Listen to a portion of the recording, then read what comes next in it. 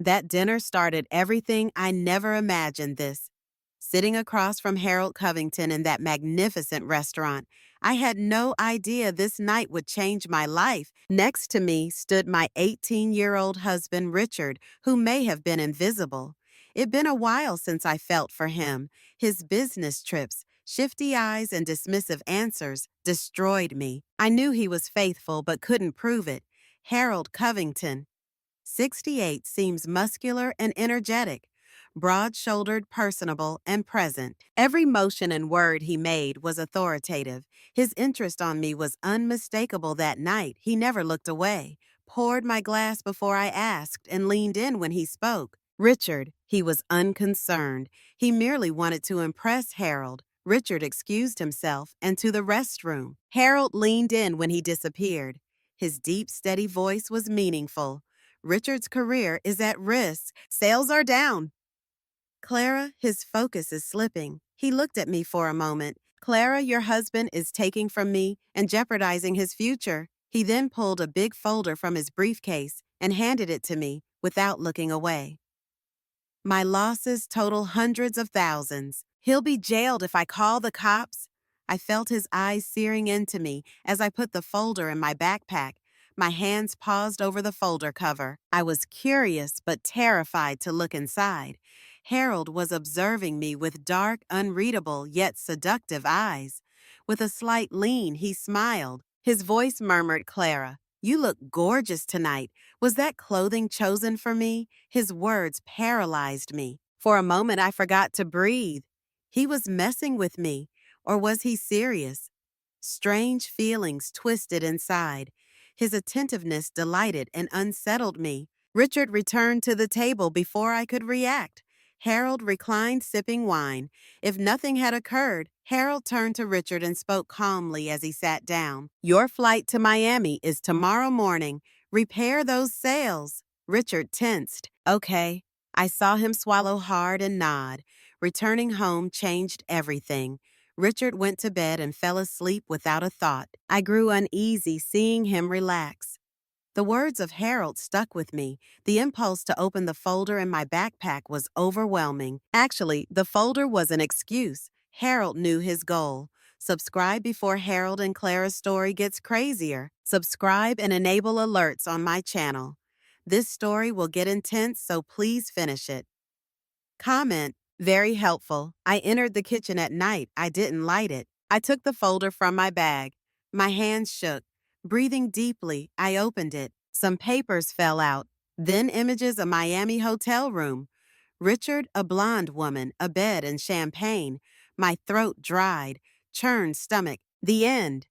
Now everything was apparent. Richard lied to me and Harold. Harold knew that night was just the start. The beginning of what, watching Richard the next morning, made me disgusted. Before the mirror, he adjusted his tie, combed his hair, and brushed invisible dust off his jacket. His mood was pleasant. He looked excited for the first time in a while. It wasn't my fault. Despite his good position and influential boss, my husband wanted to fly to Miami to cheat on me. One notion crossed my mind as I watched him prepare so enthusiastically. I saw a man, Harold. I thought of his power presence and stare. His failure to fire Richard was a miracle. Harold realized his power and wouldn't eliminate Richard with a snap. Richard left by slamming the door. I didn't look after him. I was alone. That night, loneliness felt different. The doorbell rang. The porch light illuminated Harold Covington. "Clara," he replied, his voice merging with the rain tones. I apologized for arriving unexpectedly. For a moment, I froze, feeling weird warmth. My thin satin nightgown clung to my skin as the straps slipped off my shoulders. My hair was messy and I was comfy at home, yet standing in front of him felt quite vulnerable. Harold was immaculate everywhere. His big shoulders fit wonderfully in his dark suit. In the entryway, his enormous figure filled the room, and his silver hair, damp from the rain, gleamed in the faint light. He surveyed me with slow, measured fire in his gaze. Though he didn't say anything, I slowly eased them off my shoulders without shaking as the fabric went down my body and pulled at my feet. At that time, I saw Richard standing in front of the mirror, admiring himself, buttoning his shirt with a smug smile, and whistling happily as he left for Miami. Now I saw a true man, strong, dominating, dangerously alluring. Harold didn't need to move because he filled the area. Then I realized I couldn't resist this attraction. This was just the start, and it would continue. I widened the door as he entered. His rich, woody aroma permeated the house. The rainy night's frigid air seeped in behind him, but his presence alone made the room feel smaller and warmer. He placed the wine bottle on the kitchen counter and carefully placed the folder on the table. Before I could speak, he stared at me, slow, deliberate voice. Have you seen Swallowed Yes?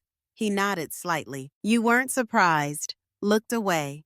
No. A moment of stillness passed. Harold slowly walked to the living room and sat in the chair. He leaned back and spread his legs, staring at me, feeling like a guest in my own home. Harold said, my eyes never leave mine. Richard was dead to me. I held my breath as he proceeded, stopping slightly. After seeing you, I wanted to talk, Clara. You're different, and I don't want you hurt. My inner self broke then. I had worked with liars, ignorers, and traitors like Richard for years, but no one had ever addressed me this way. I was confused by Harold's remarks, and look, this was another pull force I couldn't ignore. I felt warm. Being near him made me feel protected and in danger. I didn't realize how far this would go or how much my life would alter. Harold stared at me constantly. He opened the counter wine bottle and poured 2 glasses as he stood up. I felt my palm trembling when Harold handed me one, yet his touch was powerful. I'm doing this for you, he said. Richard's fate was sealed, but you deserve more. As I looked into his eyes, something inside me changed forever. Harold kept staring at me. He looked through me as if he could see every thought in my head. His voice was low and steady. Clara, you're alone. Holding breath? We'll discuss Richard later, he whispered. Right now, just you and me. He grabbed the wine again as he spoke. The room was silent save for the cork twisting loose. He poured 2 drinks and gave me one. Harold noticed my fingers shaking but didn't say anything. Instead, he softly steadied my hand. His fingers barely touched my skin. He was analyzing me, not just watching. His presence captivated me, and I watched him. His broad shoulders fit wonderfully in his dark suit, somewhat moist from the rain. His chest rose and sank slowly with each breath, his silver strands and necklines. Having his hair catch the dim light and his loosened tie on his shirt gave him a dangerously effortless charm. Despite my resistance, I was drawn to him. He drank his wine and said, Clara, I can't stop gazing at you. I almost drank, but his words stopped me.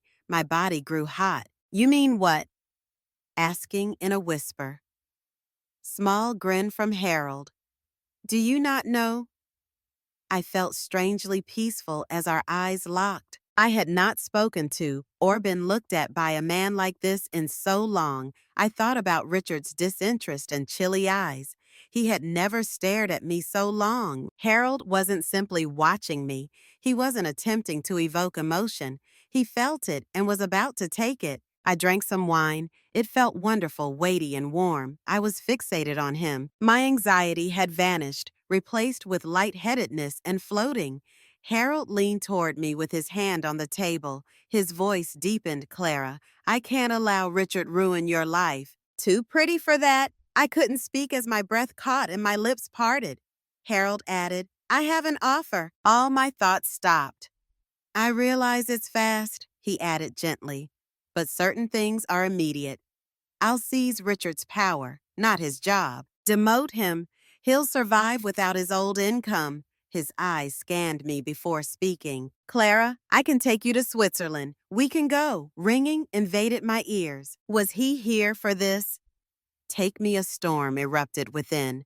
My mind was flipped by Harold's looks, words, and everything. But I also thought of a powerful, real man who knew what he wanted and could touch me. Harold was patient as my words became stuck. He didn't let me escape, but he didn't force me. He watched, awaiting my decision. I contemplated Richard's betrayal and apathy, feeling feelings I hadn't felt in years. Harold's presence look an impression on me. Instantly, my turmoil vanished. I looked at him. Okay, I said. Harold grinned briefly. His eyes showed victory and joy. He leant in and kissed me without hesitation. He was cautious and testing, but my response unraveled everything. His lips contacted me, awakening something I had forgotten for years. This was learning what it meant to be claimed by a real guy not escaping. Our kiss was strong and permanent. A shudder rushed down my spine when Harold touched my waist. He wanted me. I wanted him. As I touched my satin nightgown's delicate straps, my breath shook. I slowly eased them off my shoulders, without shaking as the fabric went down my body and pulled at my feet. Harold's eyes grew black. He engulfed me, his eyes blazing. His eyes were full of admiration. He didn't need to speak, but I did. I whispered, "You're the strongest, most gorgeous, and most ideal man I've seen." Those words excited him. Harold kissed me again, and I felt something I hadn't felt in a while. Something finally falling into place. Richard was irrelevant. Tonight, his past was immaterial. I was alone with Harold. I gently turned without looking away. My legs shook, but Harold was getting closer with each stride. Though silent, his breath was warm and steady. I fell upon the bed when I entered the bedroom. Harold maintained his stare as the pillows supported me. Without looking away, he removed his jacket, untied his tie, and threw it away. I knew one thing as he gently unbuttoned his shirt. He had control, but I was ready to give up. Harold moved closer, and something unspoken passed between us.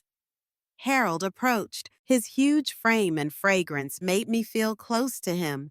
The moment became more intense as we lost ourselves in the atmosphere. It seems Harold loved it since his respiration sped up. Harold breathed deeply and whispered when I felt something tremendous building inside me. "So lovely," he remarked.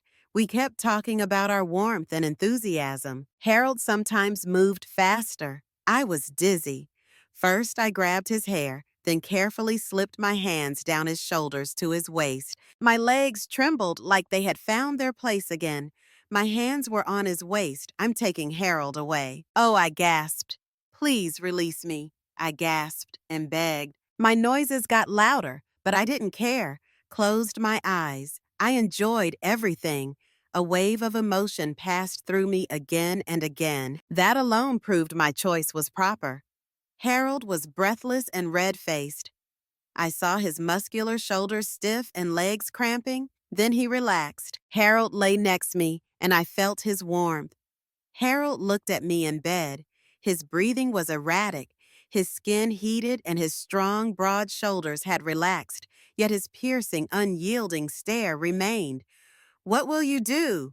"Eyes," he asked Clara. His voice was low yet curious. "Leave whenever you wish, your choice."